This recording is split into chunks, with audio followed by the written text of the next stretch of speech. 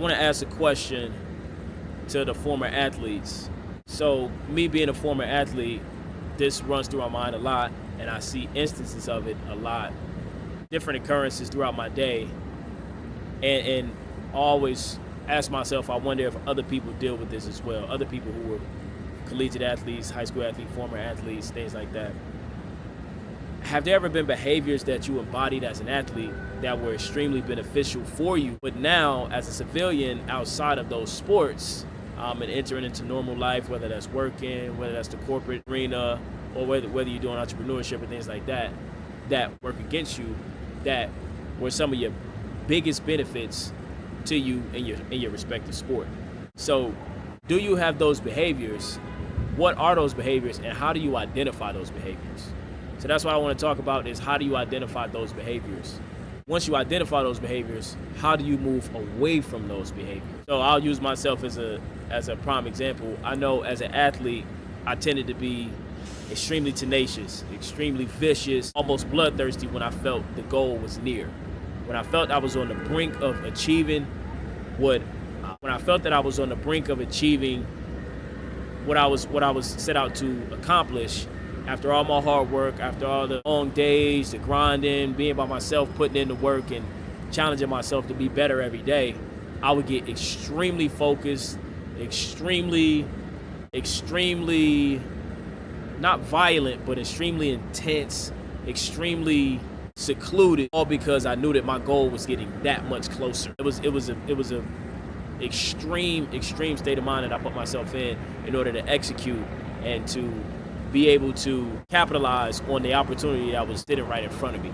So I started to realize that it was kicking in my normal life. When I would be at work, I would be on jobs and things like that, and I'll be dealing with my coworkers, and everybody would kind of be taken aback by not the things that I was saying, but the way that I was operating and getting things done.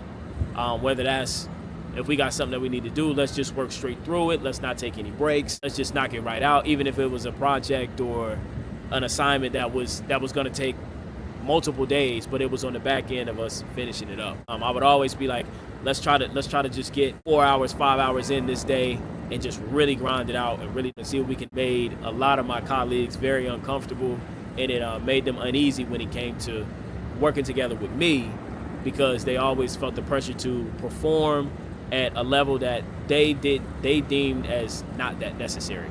So that's just one prime example for me.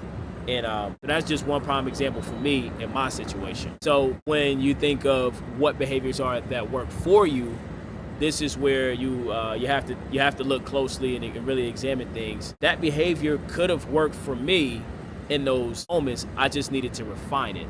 So I couldn't play in sports, and the tenacity was really welcomed on a basketball court or on a track. I could have refined it a lot more and tried to motivate my teammates to take that same approach, not so much being pushy and non-communicative, but being communicative and helping them understand the benefit in us knocking this thing out in half the time with double the focus, as opposed to dragging it out and getting to the point where the deadline for the assignment is approaching, and by the time it's the last day or last 2 days, everybody is stressed out about something that we could have taken care of 4 or 5 days ago or a week prior. So you want works for you, and how you can tell if the behavior works from the behavior or from deploying the behavior in your everyday life.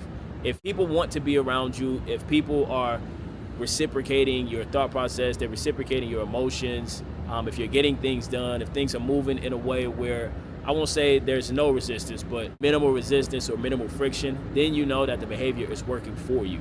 But if you're being met with a lot of rebuttal, if people are being really combative to you, this could be in the workplace, this could be in your relationship, anything. The best thing to do is take a step back and examine, yes, what they're doing and how they're responding and reacting, but also initially taking that accountability and seeing how you are coming off to them. You may just be coming off much too intense. They may believe that you're over-exaggerating the seriousness or the urgency of the project or the urgency of the situation, which depending on, if you assess the situation and you come to you have to be communicative with them and let them know that, hey, I understand your point, I see where you're coming from, I'll make sure that I package this in a way that is digestible for everybody, for yourself, myself, and the group as a whole. So this was just a short talk. This was just something that popped to my mind. Just thinking about, there were so many behaviors that I had that translated so well to sports, translated so well to basketball, translated so well to cross country, translated so well to track. But when I started working and when I started dealing with people outside the realm of sports, they started to bring up a lot of friction. They started to cause a lot of rifts in relationships and things like that. So as I've done the work a lot more, I've refined myself, I've listened to people and talked with people and saw things from their point of view and understood things from their lens, I've gotten a lot better at seeing, oh man, like that's a deficiency. It was a strength in the world of brute force and physical prowess and physical dominance, but tactfulness is actually a weakness. So just wanted to come on here and pose the question of, do any of y'all struggle with this? And if you have struggled with it, have you been able to consciously see it? And if not, hopefully this added enough value to where now you can sit down and assess yourself and say, hey, you know what? I do struggle with this, and this is something I want to improve. So go down in the comments. I want to hear, does anybody struggle with this? And if so, how have you been working through it? All right, y'all. That's all I got for today. Just remember, the competition is still on. Train accordingly.